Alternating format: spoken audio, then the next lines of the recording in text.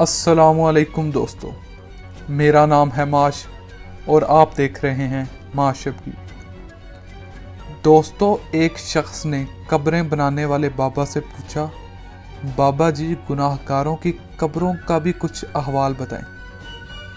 बाबा जी अफसुर्दा लहजे में बोले, ऐसे आदमी की कब्र तैयार करते हुए बहुत मुशक्कत करनी पड़ती है। कब्र की मिट्टी सख्त होती है तो कहीं पत्थर कब्र की तैयारी में रुकावट बन जाते हैं।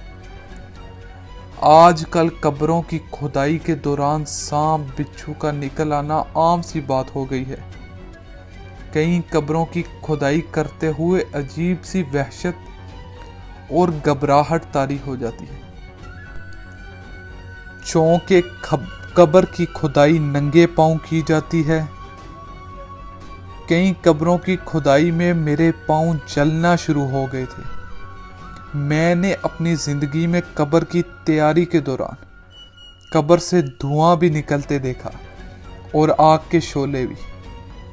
कई कब्रों में तदफीन के बाद कब्रों पर रात को आग जलती भी देखी और कुछ कब्रों से चीहो पुकार भी सुन चुका हूं।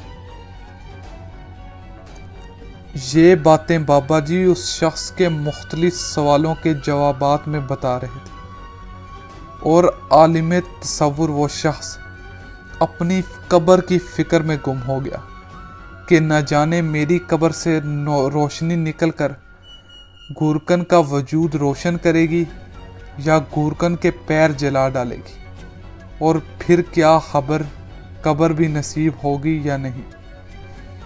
दोस्तों, ये मेरी आपकी फ़ानी ज़िंदगी की हकीकतें हैं जो मैं आपको महसून की खिदमत में अर्ज़ कर रहा हूँ। मैंने ज़िंदगी की रंगीनियाँ भी देखी हैं और अंधेरी रातों में कब्रिस्तानों के सन्नाटे भी। कब्र हमारा वो मुस्तकिल घर है जिसमें हमारा सवर के फूंकने जाने तक रहना मुकद्दर ठहर चुका है। कभी कभी अपने दिलों को मोह लेने वाली आरजी घरों को कुछ देर के लिए फरामोश करके कब्रिस्तान में जहां मैं और आप मुस्तकिल रिहाइश अख्तियार करने वाले हैं, जाकर उनके मकीनों की रिहाइश गाहों को भी देख आयत करें, ताकि अपनी रिहाइश गाह के प्लॉट का भी अंदाज़ा हो और उसमें अपनी रिहाइश के लिए ख्यालों और तस्वीर में ताने बाने भी बुनते रहा करें। मेरे अजीज़ों, कब्रिस्तान दुनिया की वाहिद इंटरनेशनल हाउसिंग सोसाइटी है जिसमें आपको 2 गज का प्लॉट बग़ैर तरक्याती कामों के मिलता है, जहां हर फर्द को अपने प्लॉट में रोशनी, कुशादगी, खुशगवार हवाओं और बागात वगैरह का इंतज़ाम पहले से खुद करके आना पड़ता है।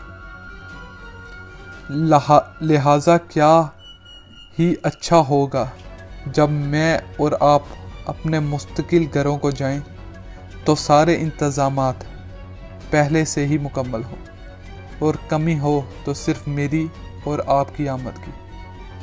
अल्लाह हम सब को इस आने वाली मंजिल को आसान बनाए। आमीन।